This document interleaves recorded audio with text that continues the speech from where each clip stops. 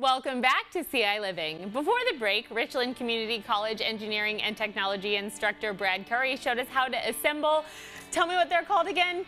Planetary gears. Planetary gears, but there is still so much work to be done. So what are we doing now? Next, we got to kind of talk about holes. Okay, so how we got the holes in the planetary gears. Correct. And, okay. You know, hole making is one of the main manufacturing processes in machining, so we make a lot of holes. We put a lot of holes on projects, and they need it. So if you talk about the very first part on the base, we had what's referred to as tapped holes in here. Okay. Now, we have clearance holes in the cap because the screw needs to go through those and go into the tapped hole. Sure. And of course, we put a clearance fit on the actual gears as well, so that they will spin freely around the screw. Now, unless they're too tight like unless mine. they're too tight. So what we're going to do is we're going to talk about how to make those parts and how to drill out the holes. First, though, we've got to measure, mark, and lay out. Okay. So I've got a couple of pieces here. I'm going to let you take that one. All right. So, all right. You'll notice this is just a machine block. So this is what we call router burr. Now be careful with this. Okay. Because it will cut you. And actually, before we do this, so we probably need our safety glasses on. Safety goggles. Almost all right. forgot, right? Let's do it. So let's go ahead and get the safety glasses on. Now, on the router burr, this is a nice, we're just going to basically take those burrs off the edge. So you just kind of peel it back, right, like that. Kind of like sanding it. Yep. So, and you're just kind of taking those burrs off and just kind of dragging it right there along. So just kind of pull it along. There you go. So, hey, I did it. And you get that burr off. Oh, got it. All okay, right. That's cool. Now, we're going to basically put a hole 1 inch from both edges. Okay. All right. And to do that, of course, we could take your part and we could kind of use a ruler to measure, mark, and lay out. Okay. Problem with the ruler for us, we're talking about precision manufacturing and precision machining. Right. So this is great for carpentry work. It's great to get us down to a 16th or 32nd or 64th of an inch. But when we're machining, we're working to the thousandths of an inch. So that's 3 decimal places. Now, gotcha. I always use this analogy. So the average human hair, if you were to pull out one of your hairs, measures about 3 thousandths, 0.003. Okay. So as a machinist, I could take one of your pieces of hair, I could split it in 3 pieces. Oh my gosh. So that's a thousandths of an inch. Gotcha. But that's not really enough in terms of precision and tolerance. I could take each one of those thirds of your hair and I could split that 10 times. That's what we refer to as a tenth. Okay. So we're talking about precision, right? Precision. So to do that, of course, I have my indicator, which would help us to measure and mark that. Okay.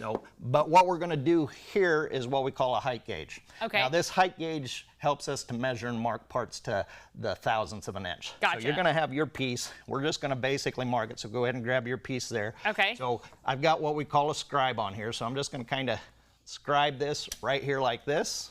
Oh, okay. All right. And that makes my mark. Gotcha. So go ahead. Your turn. So like this? Yep. Just kind of pull it along there. Now rotate it around 90 degrees. Do the same thing. Oops. So, there we go. All right, now you got your mark. Okay. All right, so now we need to take a center punch. So, because we got to locate the hole. So take the center punch. All right. So, and grab our ball peen hammer. All right. All right. Now find your hole pattern there. So, kind of put it on there. Is it right there? No. Well, let's see. Here, I don't think I scribed it well enough. Ah, there you go. So, yep, I'll do it on yours. There you go. All right. And then which side? Yep, that side there. Just tap it. All right.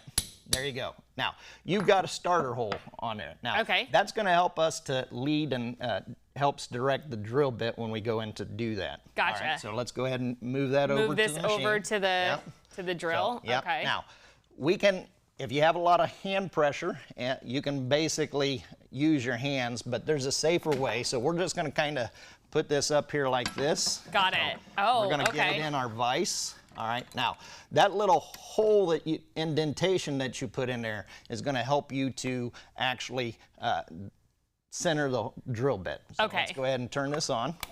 All right, now you're going to go ahead and bring this in. Now we don't want to drill that all the way through first. We want to do what we call peg drill. So go in a little bit. A little ways. Yep. Okay. All right, go back out. Now back in. So all the way through. Yep. Now on our print, so back out. Okay. On our print, it would actually tell us how deep we want that drill to go. Gotcha. So we would know. Okay. Right. So there's our hole. That is so cool. Now, let's go back to the router All right. here. So we need to basically take this end and you're just going to spin it. Spin it in the hole? In the hole. Okay. So, because you're making a little lead in. Oh, I see. Look at that. We call that a countersink or a chamfer. And then That's going to help to go through with your tap. All right, that's good. Doesn't have to be too big. That's going to give you a lead in for the tap. Perfect. All right, so go ahead and put the tap in. Okay. Kind of use a little force and kind of get it started. in there? Yeah. Okay. All right. Next, we're going to grab your tap wrench. So, all right, so you're going to go right on here with this, and you're going to tap that hole. Now, we are using, and I'll help get this started, because when you're first learning how to do this, sometimes it goes easy, sometimes it doesn't. Now you're just going to start to twist it. Gotcha. All right, so now you're actually cutting the thread and generating the thread in that particular material. That is really neat. All right, that's probably far enough. Go ahead and turn it the other way. Turn it the other way to get it out? Yeah, you put your tap wrench back in there. I messed it up, but... So that gives us a hole, and from there we can make sure that our screw goes in. Make sure that it goes in. Well, thank you so much for teaching us this. I feel really accomplished, like we've actually made some cool stuff, so thank you for all this information. Sure.